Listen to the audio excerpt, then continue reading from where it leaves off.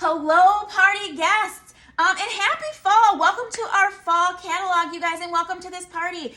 So my favorite piece from the new fall catalog is this beautiful plum stone pie plate. Now, I am not a huge pie baker. I will let you know that. I probably never even made a pie before becoming a Pampered Chef consultant. That's just not big in my family. So what I'm going to make for you guys is a quiche because I want to show it off to you guys. And again, this is our beautiful plum that is here for the fall season.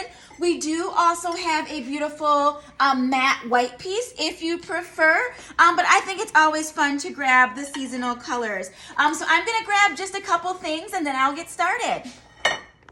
So one step that I could have done before starting out here, you guys, is cooking my bacon. But I want to talk to you a little bit and maybe have you talk to me about how you cook your bacon. So I've got my oven preheated to 400 degrees. This recipe just needs 8 pieces of bacon, but if I can fit all of it on my bar pan, I will. So I make my bacon in the oven. So comment and let me know if you do yours on the stovetop, if you do it on the air fryer. Maybe you do it in the oven, but with a different pan. So you probably noticed that my piece of stoneware here is fairly new. I did have a very well seasoned, loved one that I had for a couple years, but my husband accidentally broke it.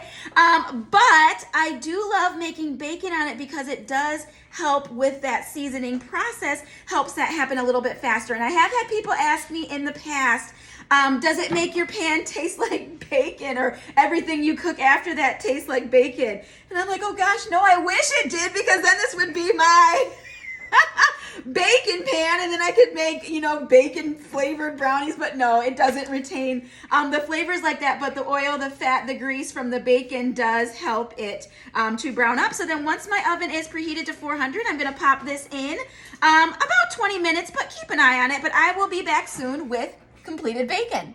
So while the bacon is baconing, one thing I forgot to mention, you guys, so we have this nylon serrated server, so you can see it's got ridges in it, so you can easily slice a pie or a quiche and serve it.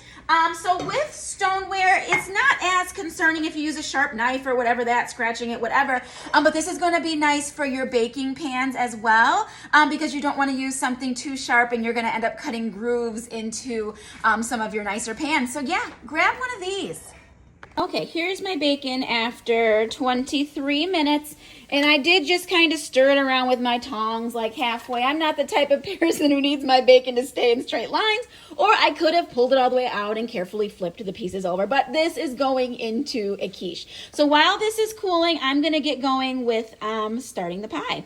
So I told you guys that I am not personally a pie maker, so I just have a refrigerated pie crust. The recipe says you can use one of these, or you can do a homemade crust, totally up to you. So if you're watching, comment and let me know. Do you cheat with a pre-made crust, or are you good at making pie crusts? Maybe this is not something you've ever even needed because you've made pie so often that this is easy to you.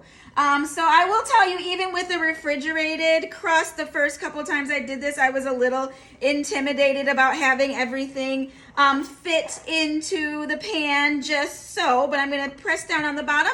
And then with this extra, you guys, that's how you're gonna make your little pretty design. And even if it doesn't look super pretty, it's gonna be pretty once it's baked because it's in this gorgeous pan. So don't even worry about it. So I've got that, looking like a pie. I'm gonna pierce the bottom a couple times. And then I have in my small batter bowl, you guys, I just chopped the bacon up with my kitchen scissors, but I am going to make my mix to put in my quiche in my larger classic batter bowl. So I need 4 eggs, 1 cup of milk, 1 cup of heavy cream, 1/8 of a teaspoon of nutmeg, of course my bacon, and then salt and pepper. And that is all this really is, you guys. And then it is going to go in the oven on 350 degrees. So I've got my oven preheated, or turned down to that rather.